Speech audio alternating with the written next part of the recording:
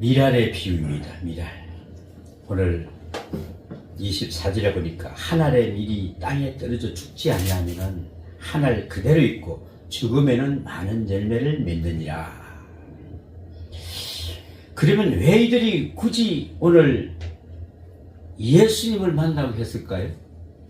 예수님께 매매를 신청하고 있는 사람을 보게 됩니다. 예수님 좀 뵙시다. 그 이유는 특별한 데 있지 아니하고요. 그때가 명절이 다가와서는 곧 돌아가야 할 사람들이기 때문에 그렇습니다. 한편으로는 그 전설적인 이야기가 마음에 들기도 합니다만은 이 이야기 내용을 보면은 에르사 왕의 그 아들이 문둥병에 걸려서 고생을 하고 있었는데 예수님께서 문둥병도 고치신다는 소문을 듣고 그들에게 사신을 보내 특별히 교습하여 예수님을 모셔다가 왕의 아들을 문둥병을 고치겠다는 그런 것이었다 그럽니다. 그리고 거기에는 또 전제 조건이 있습니다. 장정이 모실 뿐 아니라 듣자 하니까 예루살렘에서는 예수님에 대한 핍박이 심하고 죽이고자까지 하는데 그러하니까 위험한 곳에 계실지 아니라 여기 오셔서 우리 그 왕자의 문둥병도 고쳐주시고 그 다음에 왕의 고문으로서 평생도록 편안하게 모시겠다 했다는 것입니다. 그래서 저들은 빌립에게 가서 예수님을 뵙고자 청했다는 청을 드리게 되는 것입니다. 이에 빌립은 안드레에게 이 일을 말한 후에 둘이서 이 사실을 예수님께 말씀드리게 됩니다. 오늘 본문은 그저 간단하게 기록되어 있습니다만은 이 정도로 단계적 절차가 있었다면 왜 저들이 만나려고 한다는 그 이유가 분명히 예수님께 전하되었을 거라고 저는 믿습니다. 그렇지 않겠습니까? 왜 왔어? 저 사람들 사신들이 왜 왔을까? 이렇게 분명히 반문했을 겁니다. 사실이 그렇다고 할 때 우리는 그 마음에 이어지는 인자의 영광을 얻을 때가 왔도다라고 말씀하십니다. 예수님께서는 하시는 말씀을 이해할 수가 없습니다. 여러분 있습니까? 인자의 영광을 얻을 때가 왔도다라고 말씀하십니다. 인자의 영광을 얻을 때가 왔도다 하는 여기에 있습니다. 우리는 언제나 우리에게 분수에 넘치는 칭찬이나 존경 그리고 성공에 주었을 때 조심할 수 있어야 합니다. 예수님께서는 사랑하는 제자 베드로로부터 주는 그리스도시요 살아계신 하나님의 아들이시니이다 라고 하는 결정적인 신앙 고백을 들은 후에 베드로를 향하여 뭐라고 이야기합니까? 너는 반석이시라며 내가 천국 열쇠를 내게 주겠노라고 말씀하십니다. 아멘. 천국 열쇠 받기 싫으신 모양이더구나. 네. 그러나 예수님께서는 거기에 머무시지 않고 즉시 방향을 돌려 예루살렘으로 올라가 많은 사람의 고난을 받고 십자가에서 죽음을 당하실 것을 말씀하십니다. 마치 서로 상반되는 두 장면을 필름이 돌아가듯 주는 그리스도시요 살아계신 하나님의 아들이십니다라고 하는 고백을 들으시면서 곧 바로 십자가를 져야 한다는 것을 말씀해 주십니다. 헬라 사람들에 대한 전설 내용이 사실인지는 아는 바는 알 바가 아니지만은 어쨌든 저들은 면담을 요청받은 예수님께서는 인자의 영광을 얻을 때가 왔노라는 귀한 말씀을 하십니다. 그런데 거기에 바로 이어지는 말씀은 한 알의 밀이 땅에 떨어져 죽지 아니하면 한 알 그대로 있고 죽으면 많은 열매를 맺느니라 라고 말씀하십니다. 문제는 어쩌면 예수님께서는 이렇게 생각할 수 있습니다. 하는 것이 오늘 우리가 생각해야 할 그 문제입니다. 과연 우리는 이렇게 할 수 있을까? 우리는 영광을 얻을 때에 십자가를 생각하고 생명을 생각하고 또 죽음을 생각할 수 있어야 한다는 것입니다. 또한 나의 배가 부를 때에 배고픈 자를 생각하고 기쁜 일을 당할 때에 이 슬픈 이야기를 같이 나누고 그리고 큰 고난을 함께 생각할 수 있어야 한다는 것입니다. 영광을 생각할 때마다 영광의 길을 생각해야 합니다. 그러나 우리는 영광만을 생각할 뿐 아니라 영광을 얻을 수 있는 길을 까맣게 잊어버리고 있는 데에 잘못이 있습니다. 영광을 알고 영광을 생각한다면 영광에 이르는 길을 알고 따라야 합니다. 예수님께서는 그 길이 바로 십자가의 길임을 한다는 것을 말씀하고 계시는 것입니다. 그러면 먼저 여기에서 말씀하고 계시는 이 미랄이란 뜻하는 바가 무엇이냐 하는 것입니다. 미랄이라고 하는 것은 비록 자그마한 씨앗이지만은 하나의 생명 자체로서 무한한 잠재력을 가지고 있습니다. 우선 보기에는 딱딱하고 굳은 아주 매우 작은 알맹이에 불과하지만은 여기에 모든 생명적 요소가 다 준비되어 있는 것을 참으로 신비스럽고 무한한 생명의 가능성을 지니고 있습니다. 그런데 이와 같이 생명의 가능성을 충분히 담고 있는 이 미랄을 알맹이 그대로 놔둔다면 그 미랄은 언제까지나 알맹이 그대로 있을 뿐 생명의 새로운 역사는 이루어지지 못하는 것입니다. 그것은 마치 계란을 있는 그대로 하나의 계란을 남겨져 있다가 어느 때가 되면 썩어버리고 맙니다. 그러나 그것이 암탉이 품에 들어가서 품게 된다면 마침내 거기에서 병아리가 나오게 되는 것 같다는 것도 같습니다. 오늘 미랄은 생명이지만 내부에 준비된 자체만의 생명으로는 생명이 지속되지를 않습니다. 이에 예수님께서는 분명히 미랄이 먼저 땅에 들어져야 함을 말씀하시고 계십니다. 이것은 곧 예수님의 성육신을 의미하는 말씀입니다. 신약 성경은 예수님의 생애를 기록함에 있어서 특별히 한 가지 강조한 것이 있습니다. 그것은 예수님께서 십자가에 죽으셨다라고 한 죽음의 사건만을 말하는 것이 아니라 반드시 무덤 속에까지 내려가셨다는 그 사실까지를 계속 강조하고 있는 것을 볼 수가 있습니다. 이에 사도 바울은 말합니다. 빌립보서 2장 6절에서 8절을 보면은 그는 근본 하나님의 본체시나 하나님과 동등됨을 취할 것으로 여기지 아니하시고 오히려 자기를 비워 종의 형체를 가지사 사람들과 같이 되셨고 사람의 모양으로 나타나서 자기를 낮추시고 죽기까지 복종하셨으니 곧 십자가에 죽으심이라 그랬습니다. 사람의 형체, 하나님이 사람의 형체로 오셔서 똑같이 사람의 모습으로 또 죄 없으신 그분이 십자가에 돌아가시는 이런 장면까지를 분명히 이야기해 주고 있습니다. 다음으로 생각할 것은 하늘의 밀이 땅에 떨어져 죽으면 하는 말씀입니다. 예수님께서는 계속하여 죽는다는 문제를 강조하고 계십니다. 미랄에 대한 표현이라면 그저 미랄은 땅에 떨어져 흙 속에 묻히면 싹이 나는 것이죠. 그러나 지금 예수님께서는 어떤 식물학적 원리나 농사의 이치를 설명하시는 것이 아니라 어디까지나 자신이 지실 십자가의 죽음을 말씀하시려는 것이므로 굳이 죽는다는 말을 강조하고 계시는 것입니다. 사실 생각해보면 싹을 낸 미랄을 두고 이것을 완전히 죽었다고 할 수는 없지 않습니까? 이것은 본래 형태의 미랄은 없어졌지만 그 자체에서 이어진 생명이 나오고 있다는 것을 알기 때문에 그렇습니다. 그러나 예수님께서는 여기에서 죽음을 말씀하십니다. 그것은 어디까지나 미랄은 하나의 비유요 말씀하시고자 하는 내용은 십자가이기 때문에 그렇습니다. 그러므로 땅에 묻혀서 죽어야 한다는 것이며 그렇게 할 때에 부활의 능력이 나타나고 구원의 역사가 이루어지며 많은 사람이 살게 되는 생명의 기적이 바로 거기에 나타나는 것을 말씀하시는 데에 그 의도가 있는 것입니다. 그러니까 앞에서도 말씀했듯이 이것은 비유일 뿐 미랄에 대한 형상과 예수님의 십자가와 부활 사건이 꼭 맞아떨어지는 것은 아닙니다. 그저 땅에 떨어져 흙 속에 묻히고 썩어지면 그 속에 싹이 난다는 이야기입니다. 그리고 거기에서 얻어지는 것도 꼭 같은 미랄이고 보면 이것도 썩고 저것도 썩는 것입니다. 하지만 예수님의 부활은 그런 상태를 두고 하는 이야기가 아닙니다. 부활하신 예수님의 몸은 부활 이전의 몸과는 전혀 다른 몸입니다. 마찬가지로 성도 여러분, 우리가 죽었다가 예수님 앞에서 부활할 때에 이 모습은 오늘 모습 이대로 모습이 아닙니다. 저는 여러분 지금 현재 열이 펄펄 나고 이런 모습이 아니고요. 정말 변화체의 모습으로 변화됩니다. 시공간을 초월한 모습입니다. 먹을 수도 있고 먹지 않을 수도 있는 그런 모습입니다.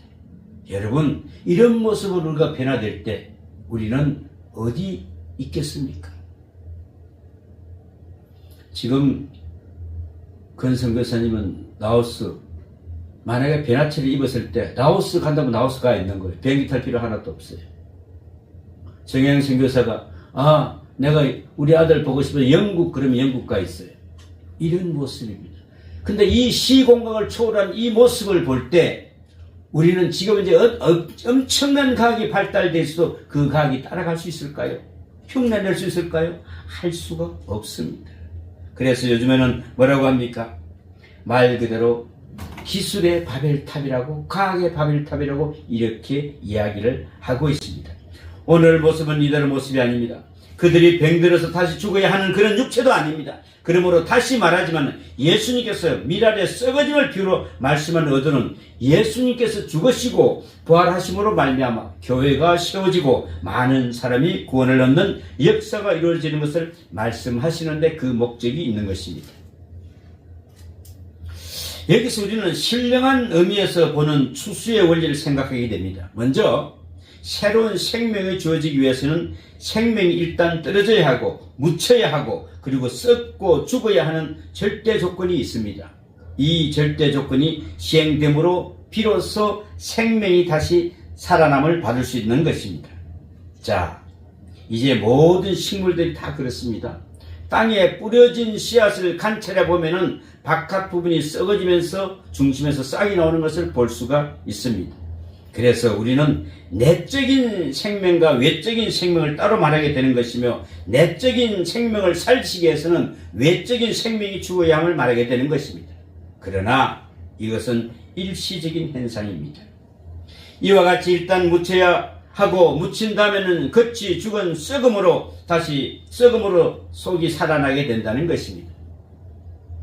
구약성경 그 사사기서 7장 19절에서 23절에 보면은 기드온의 300용사들이 미디안과 싸울 때에 빈 항아리 안에 횃불을 감추었다가 나팔 소리를 신호로 일체의 항아리를 깨뜨리며 횃불을 들고 여호와와 기드온의 칼이야 하고 외치자 미디안 군사들이 놀라서 아우성을 치며 자기들끼리 서로 칼로 찌르고 혼돈 속에서 모두가 달아나 버리는 것을 볼 수 있는데 여기에서 보면은 항아리가 깨짐으로 속에 있던 횃불이 솟아나게 되는 것입니다.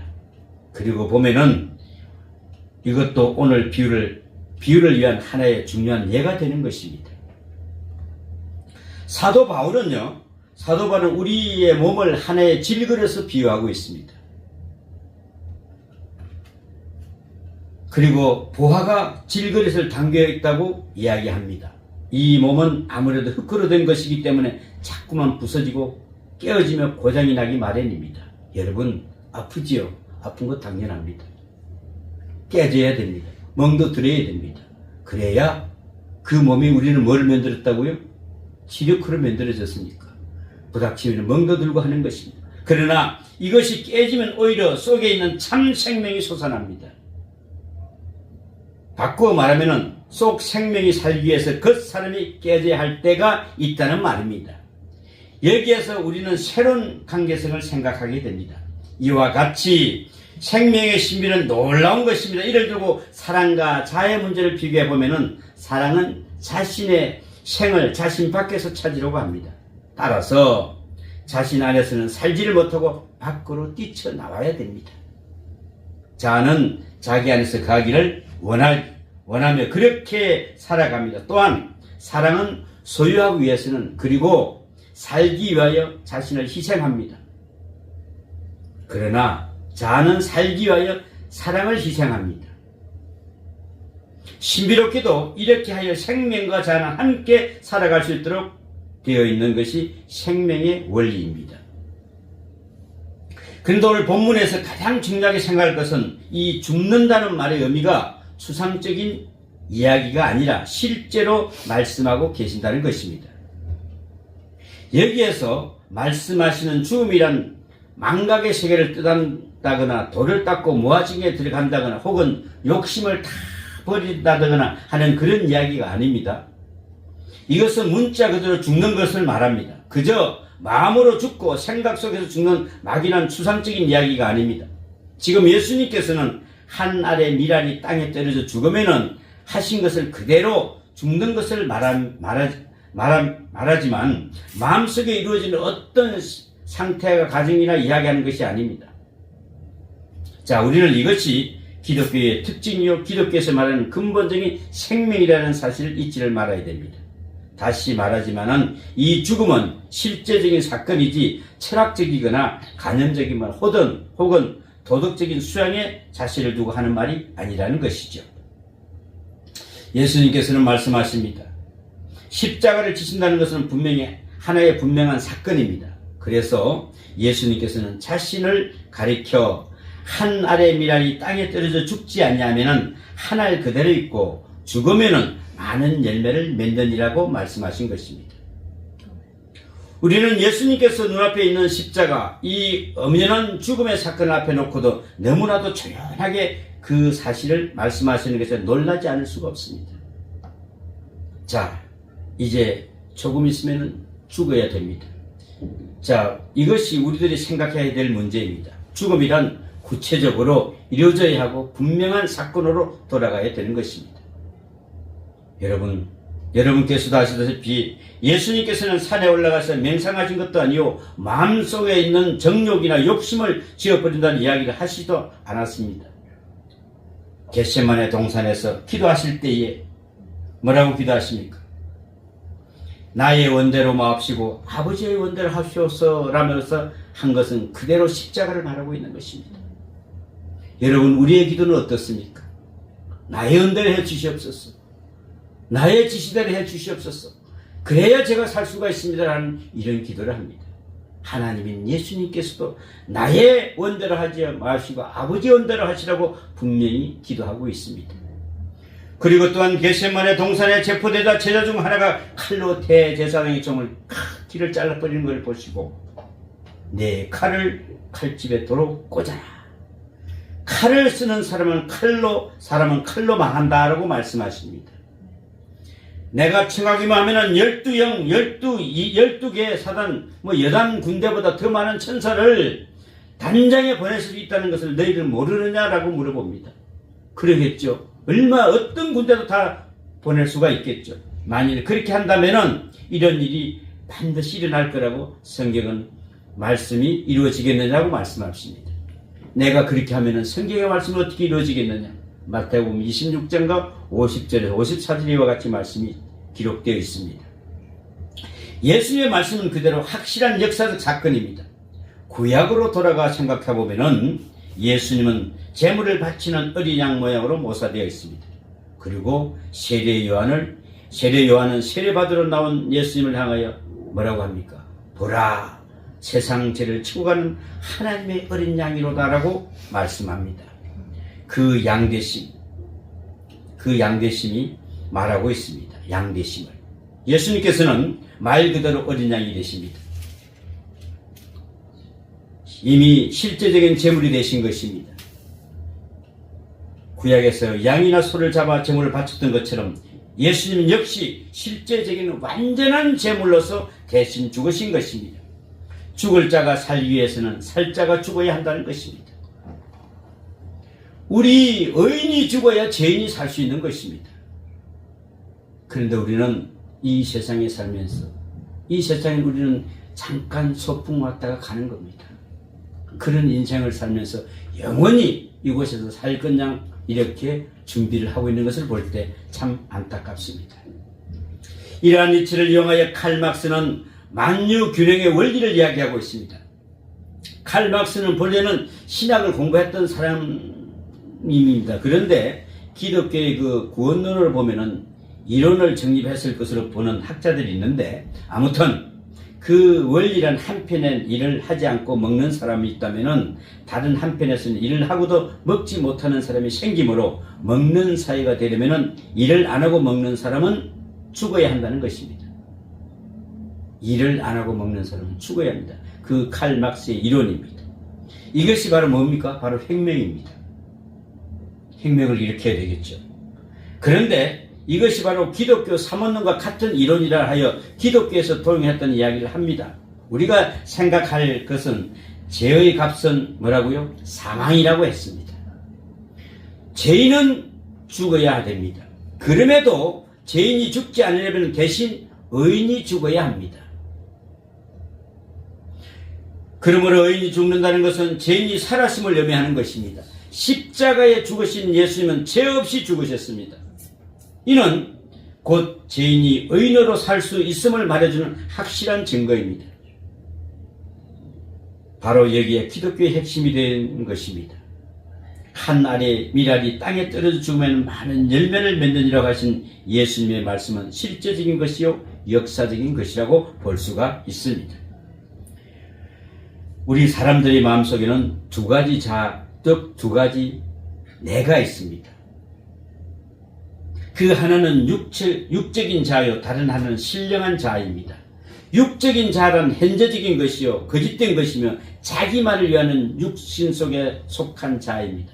그런가 하면은 영적인 자란 미래적인 것이요 영적인 것이며 하나님의 뜻을 따르는 참된 자입니다. 우리는 이 두 자에 의하여 이런저런 모습으로 나타날 수가 있습니다. 로마서 8장 13절에 보니까 너희가 육신대로 살면 반드시 죽을 것이로되 영으로서 몸을 행실을 죽이면 살리니 그랬습니다. 영으로 몸을 행실을 죽이면 산다고 했습니다. 우리는 육으로 살라고 하지 않습니까? 그래서 저는 저번부터 그런 기도를 했습니다. 하나님, 제 육에 끌려서 다니는 사람이 되는 것이 아니고 영에 끌려서 다니는 사람이 되게 해달라고. 그러면 뭐가 없어질까요? 첫째, 뭐가 없어질까요? 여러분이 제일 소중한 여기는 아픔이 없어집니다. 영이 끌고 다니니까 첫째 육체가 피곤하지를 않습니다. 영이 끌고 다니니까 모든 것을 다 이루어집니다. 얼마나 편안한 세상일까요? 그래서 우리는 자유하게 됩니다. 사실 사도 바울은 실질적인 말씀을 하고 있습니다. 우리 마음속에는 부정할 수 없는 두 가지 내가 있어서 나로 하여금 신령하기도 만들고 속되기도 만든다. 그 중에 분명 하나가 죽어야 내가 산다고 할 때 그 나라의 것은 속된 나, 죄인인 나를 말하는 것입니다. 죄인인 나가 죽어야 됩니다. 조지 물러 목사가 있죠. 고아의 아버지라고 불릴 만큼 많은 일을 한 사람입니다. 정말 이분이 하루는 고아들이 먹일 점심거리가 없습니다. 거기에 총무가 와서 오늘 목사님 먹을 거리가 없습니다. 이 고아 몇 병을 어떻게 합니까? 그런데 그분은 아무 소리 안 하고 기도합니다. 그런데 한 시간쯤 있으니까 큰 트럭이 2대 나와서 그 고아 앞에 서가 있습니다. 총무가 나가서 왜 어떻게 오셨습니까? 예, 오늘 아침에 우리 빵 공장에 불이 났어요. 먹을 수는 있는데 약간의 끓임이 있어서 이걸 내보낼 수는 없습니다. 그래서 여기 고아원에 가져왔습니다. 하나님께서는요, 누구를 통해서라도 그걸 갖다가 해서 만들어주시는 하나님. 근데 우리는 늘 고민하잖아요. 괴로울 때 뭐 하라고요? 기도하십시오. 그래서 한 번은 그를 존경하는 후배들이 어떻게 평생에 이렇게 훌륭한 사람으로 일하게 되었습니까? 라고 물었습니다. 조지 물러 목사는 뭐라고 이야기한 줄 아십니까? 조지 물러가 철저하게 죽는 날이 있었습니다. 라고 대답합니다.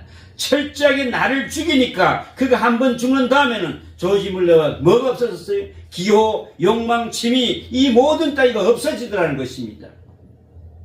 그래서 존재하지 않다는 것입니다. 그리고 이제는 그리스도만 내 모든 것이 있는 것이 됐다는 것입니다. 이것이 바로 중생입니다. 거듭나는 겁니다. 우리가 영이 살기 위해서는 육이 죽어야 합니다. 그런데 나도 죽이지를 못하고 꿈틀거려 뻘떡거리면서 말이 많습니다. 그죠? 여기에서 별다른 사람이 없습니다. 그러므로 나라는 존재가 완전히 꺾어지고 깨지는 그 순간이 필요한 것입니다.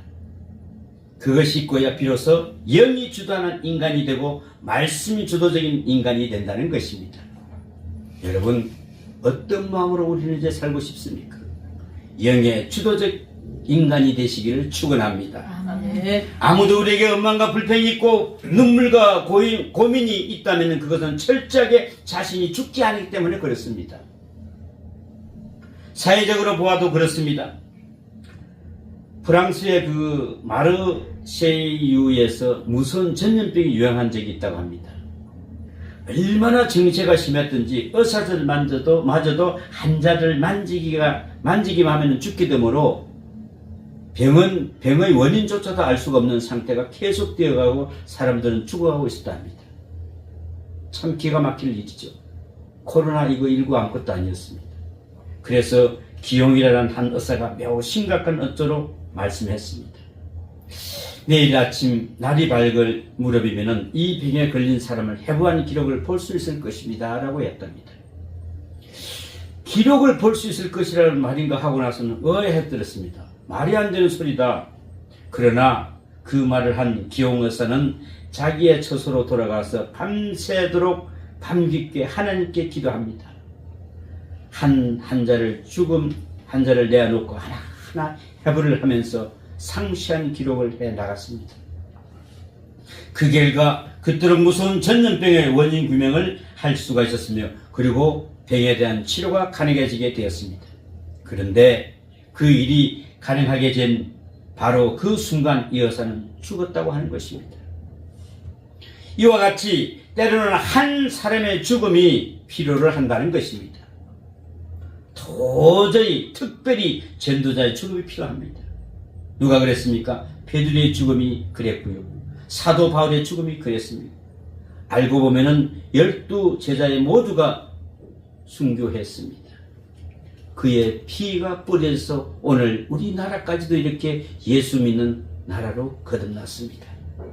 복음 외에 죽는 순교자가 없고서는 하나님의 선교는 이루어지지 않습니다. 오늘 두 분의 선교사가 같이 예배를 드리고 있습니다. 우리의 선교는 피를 뿌려야 됩니다. 그래야 선교가 됩니다. 피를 뿌리는 의미 없고는 선교가 일어날 수가 없습니다. 성경적 진리요 기독교 입전사의 증언이기도 합니다. 자루 속에 한 밀알은 아무리 많아도 그대로 있을 뿐입니다. 그러나 중요한 것은 땅에 떨어져 썩어지는 밀알이 되어야 한다는 것입니다. 이는 곧 예수님의 자신을 가리키신 말씀과 동시에 오늘 지금 우리에게 선교의 사명이 필요한 것이 바로 이것입니다. 오늘도 여러분 하늘에 밀알이 떨어져 썩어지고 열매를 맺는 여러분이 되시기를 축원합니다. 기도합니다. 아버지 하나님, 우리는 밀알의 비유를 오늘 생각해 봤습니다. 예수님께서 말씀하셨습니다. 하늘의 밀알이 땅에 떨어져 죽으면 많은 열매를 맺으리고 하신 예수님, 말씀의 이 실제적인 역사를 바라보면서 주님, 우리가 선교와 전도를 나갈 때 우리가 썩어지는 그런 몸된 마음이 되게 해 주시옵소서. 주님 은혜라도 살기를 원합니다. 주여, 그러나 우리의 생각과 우리의 지식과 우리의 경험으로 사는 것이 아니라 주님 뜻 안에서 온전히 주님 말씀대로 살아가는 복된 자들 되기를 원합니다. 주님을 사랑합니다. 주님 저를 붙들어 주시옵소서. 어느 곳에 가든지 누구를 만나든지 주님의 십자가를 지시고 따라올 수 있는 그는 귀한 사도로 거듭나게 도와주시옵소서. 이 모든 말씀 우리 주 예수님 이름으로 기도합니다. 아멘.